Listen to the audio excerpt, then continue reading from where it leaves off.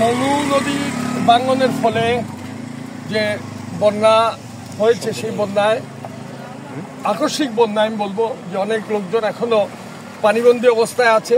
প্রশাসন এবং সর্বস্তরের জনসাধারণ যে যার অবস্থান থেকে সকলেই কাজ করছে। এখন আমি মনে করি এই বন্যার্তদেরকে আমাদের উদ্ধার করে নিয়ে আসার জন্য কিছু নৌকার প্রয়োজন আছে। বিত্তশালীদের কাছে আমি আহ্বান রাখবো আপনারা এগিয়ে আসার জন্য। এবং বিশেষ করে আপনি একটি জিনিস দেখবেন যে দীর্ঘ মনু নদীতে আমার অভিজ্ঞতা থেকে আমি দেখেছি যে মনু নদীতে পানি হয়, বন্যা হয়। বেশ কিছুদিন যাবৎ এখানে বন্যা ছিল না, কারণ আমি 2012 সালে এই ভারতের ত্রিপুরা রাজ্যের উনকুট জেলায় আমি গিয়েছিলাম। সেখানে কুমারঘাটে এই মনু নদীকে ডাইভার্ট করে ভারত একটি ব্যারেজ করেছে, এবং এই ব্যারেজ জানি না রাজনৈতিক উদ্দেশ্য হাসিলের জন্য ভারত কিন্তু এইবারের পানিটা আমি বলবো বৃষ্টি ছিল, বন্যা হবে, কিন্তু এই আকস্মিক কোনো বন্যার এইভাবে এটাতে কোনো আমি মনে করি যে এটা এখানে একটা ষড়যন্ত্র রয়েছে।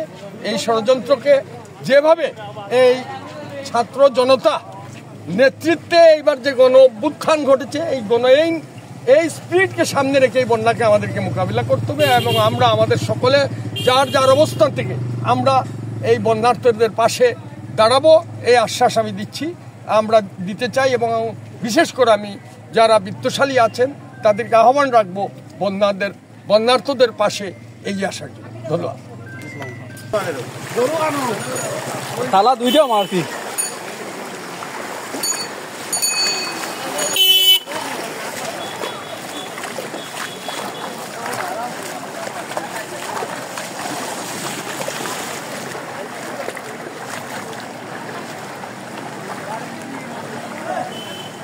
বাড়ি দেবো ভাই।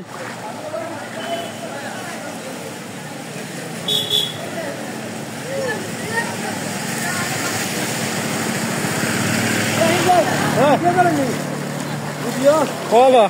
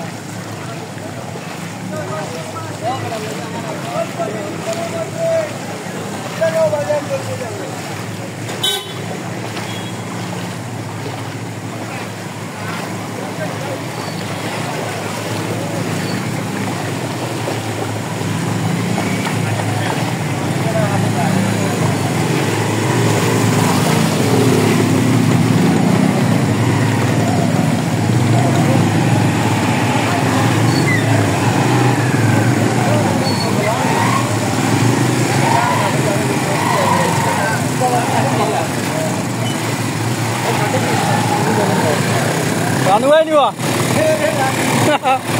palarin.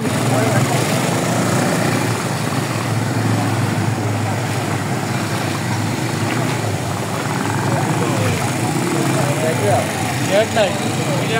Oh, lihat. Terlalu tuh guru bikin panik hati gua nih. Ya guru tuh lagi di bagian.